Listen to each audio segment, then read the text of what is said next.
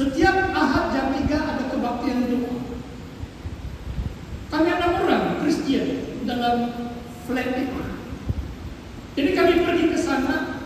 Ini 9 hari bulan 5. Dalam kebaktian doa itu tiba-tiba saya merasakan suatu kuasa. Waktu itu saya rasa saya belum terbaca pun tentang Roh Kudus. Seolah-olah macam elektrik. Ada satu jamaah, satu kuasa mengalir dari kepala sampai kaki saya. Saya ingat saya berbuat deh. Saya tidak tahu dulu. Baru 3 minggu, belum sampai 3 minggu Kristen.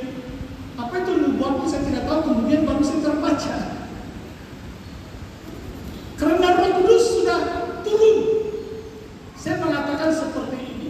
We are more powerful than Moses.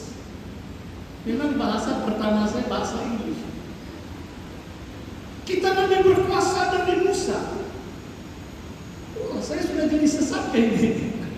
Saudara tahu Musa kan? Itu lautan merah terbelah 2. Dia suruh, dia pukul itu batu, itu air mengalir. Mukjizat lepas mukjizat Musa lakukan dalam nama Tuhan. Dan saya berbuat orang Kristen lebih berkuasa dari Musa.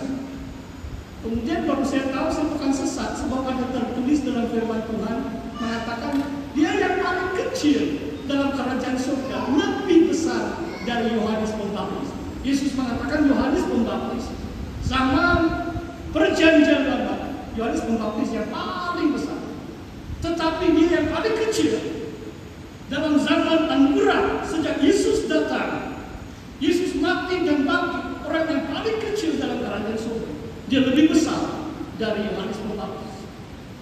Ini maksudnya saudara dan saya yang dipenuhi Roh Kudus dalam Yohanes 14. Pekerjaan yang lebih besar Ia akan lakukan karena aku pergi kepada Bapa. Tuhan Yesus pergi kepada Bapa, Roh Kudus turun, diberi penghibur yang diutus oleh Bapa dalam nama. Saudara, nanti saya mau komen sedikit. Beberapa kali dalam beberapa bab Yesus mengajar tentang doa kepada Bapa dalam nama Yesus. Saya tidak tahu ada di sini atau tidak, tapi saya mau komen. Sebab beberapa tempat yang saya kunjungi, termasuk di dalam beberapa gereja yang saya pernah gembalakan, ada pemimpin suka pakai berdoa seperti begini. Bila dia mau amin itu dalam nama Bapa, Anak, Roh Kudus. Mungkin saudara pernah dengar lah itu kan. Jangan jadi tren dalam Yesaya hitam. Kalau formula, kalau kaidah dalam nama Bapa, Anak, Roh Kudus, satu saja ayat Matius 28. Itu adalah formula baptisan. Baptislah mereka dalam nama Bapa, Anak, Roh Kudus. Tapi dalam doa tidak pernah Yesus mengajar kita doa dalam nama Bapa, Anak, Roh Kudus. Lebih tepat, lebih alkidabiah, kita ikut menuruti apa yang Yesus ajar dalam beberapa bab ini. Doa kepada Bapa dalam nama Yesus, dalam nama. Di sini mengatakan Roh Kudus itu diutus oleh Bapa dalam nama Yesus. Kalau saya masih diizinkan berada di sini, setelah saya khotbah 30 menit, saudara boleh bertanya kalau tidak paham. Tapi janganlah kalau kamu tidak suka. Boleh ya, nanti saya bergurau. Kadang-kadang teguran itu saya tidak tahu orang boleh terima atau tidak. Saya harap saudara boleh baca balik. Apa yang merupakan kebenaran firman Tuhan itu yang kita pegang. Jangan kita buat doktrin yang asing. Jangan kita buat ajaran-ajaran yang tidak ada dasar di dalam Alkitab kita. Yang terakhir saudara, ayat 27. Damai sejahtera ku tinggalkan bagimu.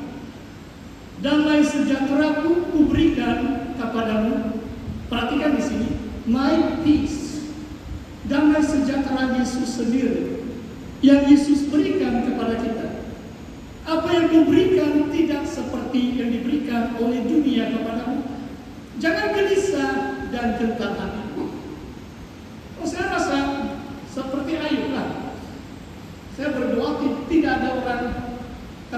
saya. Kadang-kadang kita sakit pun kita mau setengah mati sudah Pak. Kita berseru, Tuhan sembuhkan aku. Haleluya. Di dunia penuh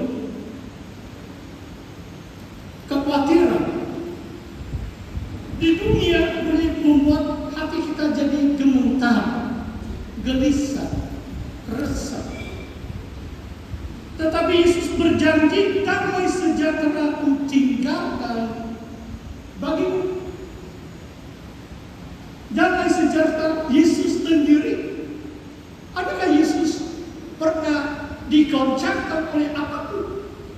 3 tahun dia melayani. Saya baru tulis Yohanes 18. Saudara tahu berapa askar yang datang untuk menangkap Yesus pada malam yang terakhir? Tidak tertulis juga jumlah, tapi di situ mengatakan mereka bawa pelita, obor dan senjata.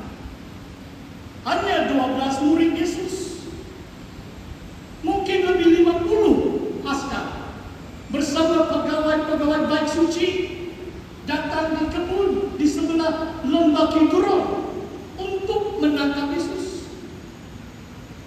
Adakah Yesus rasa gentar hatinya? Adakah Yesus pernah bimbang atau rasa resah?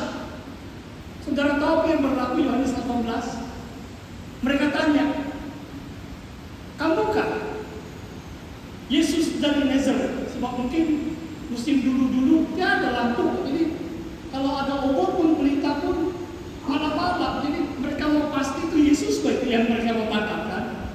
Kamukah ini Yesus dari Nazaret? Apa jawab Yesus? Itu ini. Aku lagi. Apa yang berlaku? Saudara baca firman Tuhan. Rebah.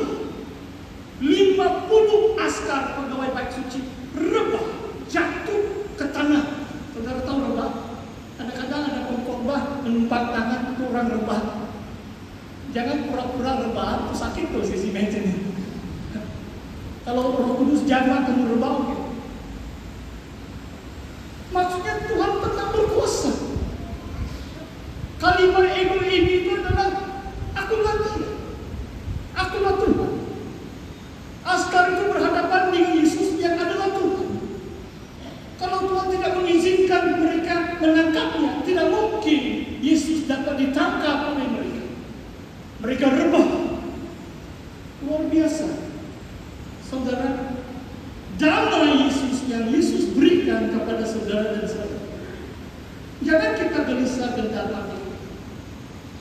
Sama ada melalui sakit penyakit, sama ada itu tawanan atau hubungan sesama keluarga, ataupun pernah katakan apa itu lebih baik apa itu jangan patah, lebih baik patah hati jangan patah semangat ataupun sebaliknya. Saya pun lupa sudah.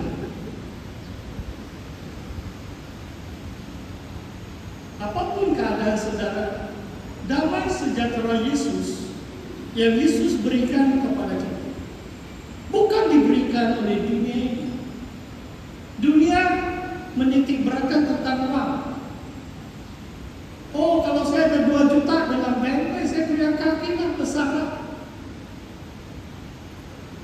Kalau saya ada pensiun 5.000, sedangkan hidup saya.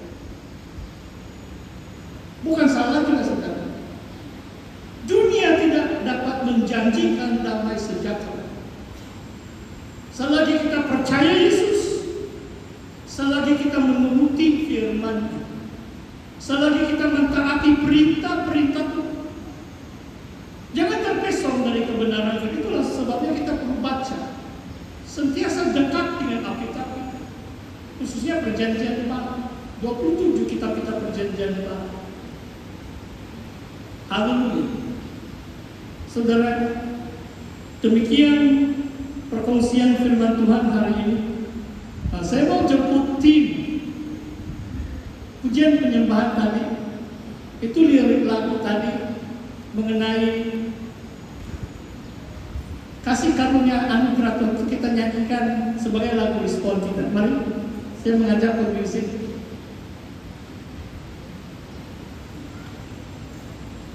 Jemaat Tuhan, mari kita bangkit berdiri.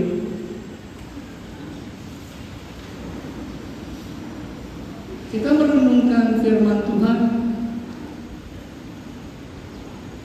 dalam